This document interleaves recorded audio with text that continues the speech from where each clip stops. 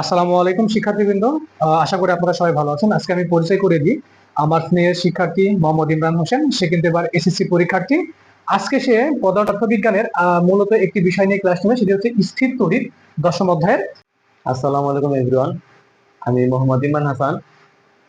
তো আজকে আমার আলোচ্য বিষয় হচ্ছে পদার্থবিজ্ঞানের দশম অধ্যায় স্থির তড়িৎ। সেই স্থির তড়িতের কিছু কিছু ম্যাথ আছে যেগুলো অনেক বুঝতে অসুবিধা হয়। আবার সেই প্রশ্নে কি চায় কিংবা কিভাবে অ্যান্সার করতে হয় সেই বিষয়টা আমরা বুঝতে পারি না। আজকে সেই বিষয়টি আলোচনা করব। তো দেখা যাক, এখানে আমি একটা প্রশ্ন উঠিয়ে রাখছি। সেটি হচ্ছে এ এ দেখা যাচ্ছে কি একটা বৃত্তাকার, অর্থাৎ এ একটি গোলক এবং বি একটি গোলক, যার ব্যাসার্ধ হচ্ছে, এ গোলকের ব্যাসার্ধ হচ্ছে 3 সেন্টিমিটার এবং বি গোলকের ব্যাসার্ধ হচ্ছে 4 সেন্টিমিটার। এবং এ ও বি গোলক দ্বয়ের মধ্যে, এই এ ও বি গোলক দ্বয়ের মধ্যে দূরত্ব দূরত্ব হচ্ছে এই 4 সেন্টিমিটার। তাহলে এখন প্রশ্ন বলা হয়েছে যে এ ও বি গোলকদ্বয়,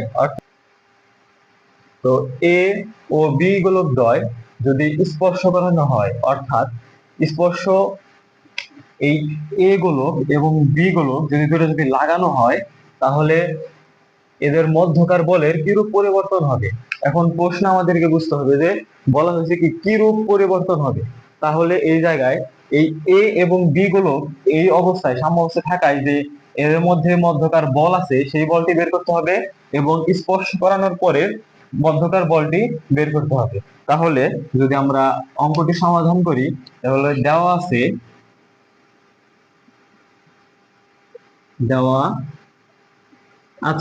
এখানে বলা হয়েছে কি এ গোলক কোনটা, এইটা। এবং এ গোলকের কি দেওয়া আছে, লিখি ব্যাসার্ধ আর ইজিক্যাল টু 3 সেন্টিমিটার। বা এটা আমাদের অঙ্ক করার সময় মনে রাখতে হবে যে কোনো সময়ই সেন্টিমিটারে অঙ্ক করা যাবে না, তাহলে অঙ্ক ভুল হবে। তাহলে এই 3 সেন্টিমিটার, তাহলে মিটারে করতে হবে। তাহলে 3/100, তাহলে 0.03 মিটার। আবার বি গোলকের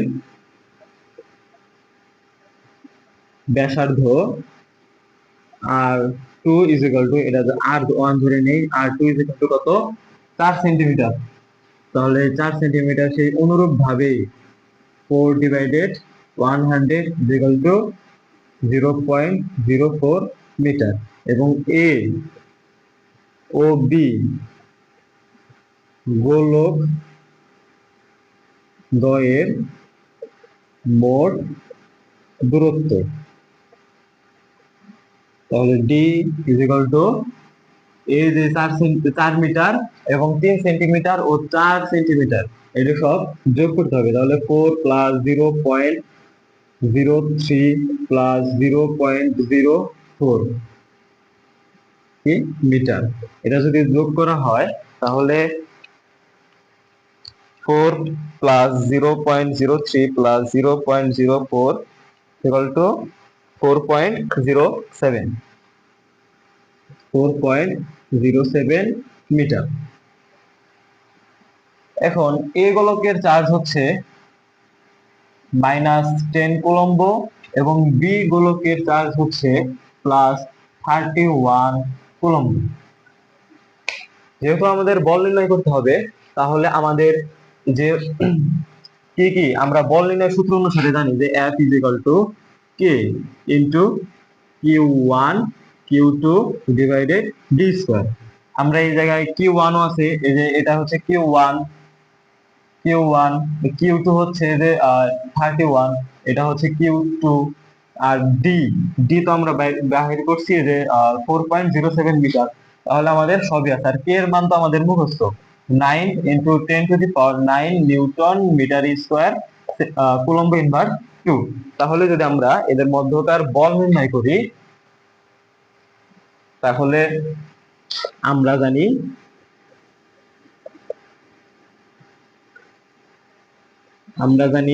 F = K * Q1 Q2 / d²। তাহলে কে এর মান কত? কে এর মান হচ্ছে 9 ইন্টু 10⁹9, যা হচ্ছে মুখস্থ মান। আর কিউ ওয়ান হচ্ছে -10c, তো -10 ইন্টু 31, এই যে 31। ডি ডি হচ্ছে 4.07, 4.07 স্কোয়ার। এখন যদি আমরা ক্যালকুলেশন করে নেই, তাহলে 9 into 10⁹9 into -10 into 31 divided 4.07 square, তাহলে আসে -1.68 ইন্টু 10⁻11 নিউটন। মনে রাখতে হবে যে এফ অর্থাৎ এই বল কোনো সময় ঋণাত্মক হয় না, তাহলে আমাদের কি এই মাইনাসটাকে প্লাস করে নিতে হবে। তাহলে 1.68 ইন্টু 10⁻11 নিউটন।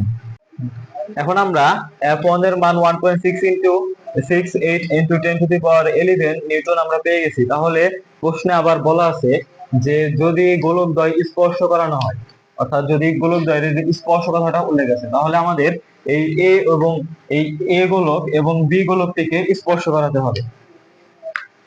এ এবং বি গোলক যদি স্পর্শ করি, তাহলে এদের হচ্ছে আধানদ্বয় হবে। বি গোলক যদি স্পর্শ করা হয়, বি গোলক স্পর্শ করালে এদের আধান কিউ হবে হচ্ছে এই মাইনাস, মানে এ গোলকের আধান অর্থাৎ -10 কুলম্ব, আর বি গোলকের আধান হচ্ছে +31 কুলম্ব। তাহলে 10 প্লাস অর্থাৎ -10 প্লাস 31, তাহলে হচ্ছে মাইনাস মাইনাস মাইনাস আছে আর প্লাস, তাহলে মাইনাস প্লাস মাইনাসে মাইনাস, তাহলে হচ্ছে 21 কুলম্ব। যেহেতু এই 21 কুলম্ব হচ্ছে এরও ওদের আধান এবং বিরও আধান, তাহলে আমাদের আলাদাভাবে এ এবং বি গোলকের আধান বা চার্জ নির্ণয় করতে হবে। এখন এ গোলকের আধান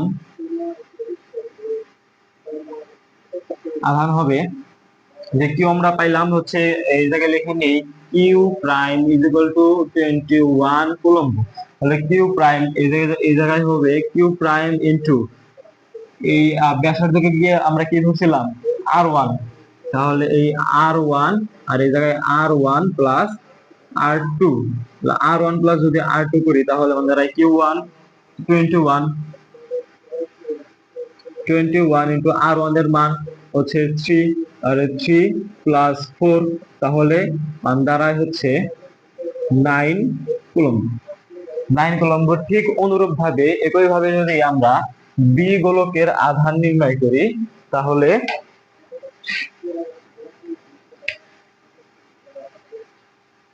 এই জায়গায় হবে হচ্ছে কিউ প্রাইম ইনটু এই যে বি গোলকের ব্যাসার্ধ কত 4 সেন্টিমিটার, তাহলে এই যে 4 আর হচ্ছে 3 প্লাস 4, তাহলে হচ্ছে 21 ইন্টু 4, 3 প্লাস 4, তাহলে দাঁড়ায় হচ্ছে 12 coulomb.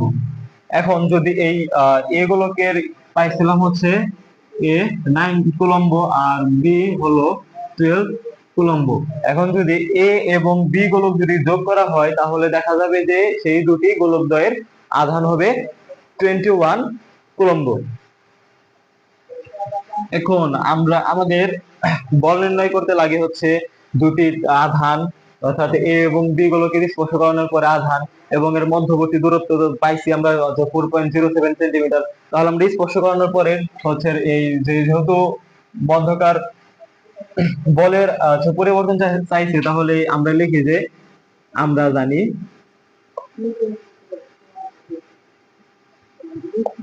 F is equal two, আমরা এটা F2 ধরি, তাহলে K into Q1 Q2 divided D square. তাহলে K এর মান 9 ইন্টু 10⁹9 ইন্টু Q1 এর মান কত? Q1 এর মান হচ্ছে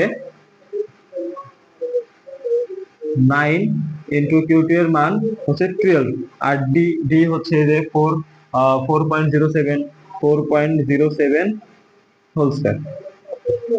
যদি আমরা ক্যালকুলেটরে এটা সমাধান করি, তাহলে 9 into 10 to the power 9 into 9 into 12 divided 4.07 whole square, তাহলে আসে 5.86 5.86 into 10 to the power 10 Newton. এখন চাইছে কি কি রূপ পরিবর্তন হবে, তাহলে এখন আমাদেরকে বুঝতে হবে যে কোন বলটি বড়, F1 বড় নাকি F2 বড় নাকি F1 বড়। এখন যেটা বড় সেটা থেকে ছোটটা বিয়োগ করতে হবে। এখন পরিবর্তন হবে, পরিবর্তন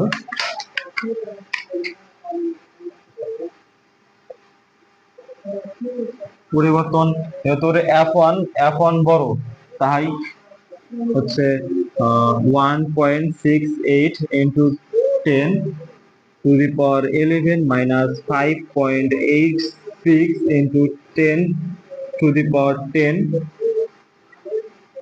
নিউটন।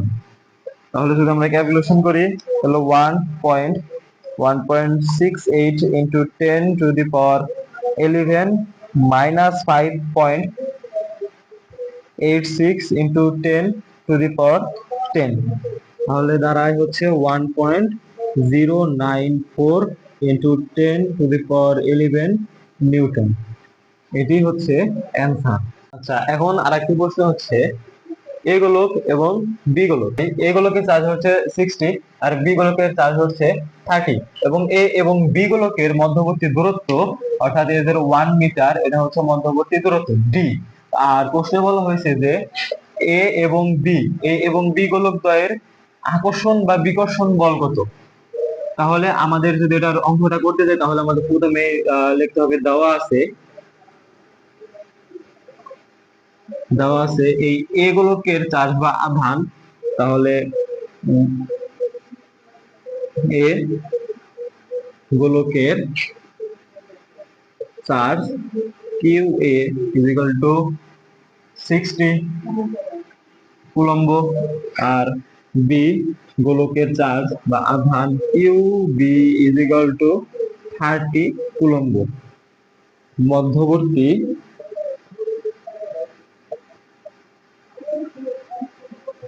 মধ্যবর্তী দূরত্ব ডি হলো 1 মিটার। তাহলে আমরা এই আকর্ষণ বা বিকর্ষণ বলের সূত্র হিসাবে এর আগেও বলছি যে কে F is equal to K into Q1 into Q2 divided D square। তাহলে আমাদের এই জায়গায় Q1 অর্থাৎ QA ও আছে, আবার Q2 QB ও আছে এবং D এদের মধ্যবর্তী দূরত্ব D ও আছে। তাহলে আর K এর মান তো আমরা মুখস্থ জানি, তাহলে আমরা এই আকর্ষণ বা বিকর্ষণ বলটি খুব সহজেই বের করে নিতে পারবো। তাহলে আমরা লিখি যে আমরা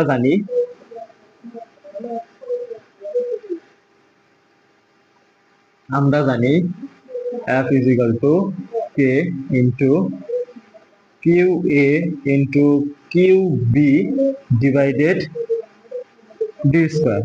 তাহলে K এর মান 9 into 10 to the power 9 into Q এর মান হচ্ছে 60 into 30 divided 1 whole square। তাহলে যদি আমরা ক্যালকুলেশন করি তাহলে দাঁড়ায় 9 into 10 to the power 9 into 60 into 30 divided 1 square, তাহলে আসে হচ্ছে 1.62 into 10 to the power 30, 1.62 into 10 to the power 13 Newton.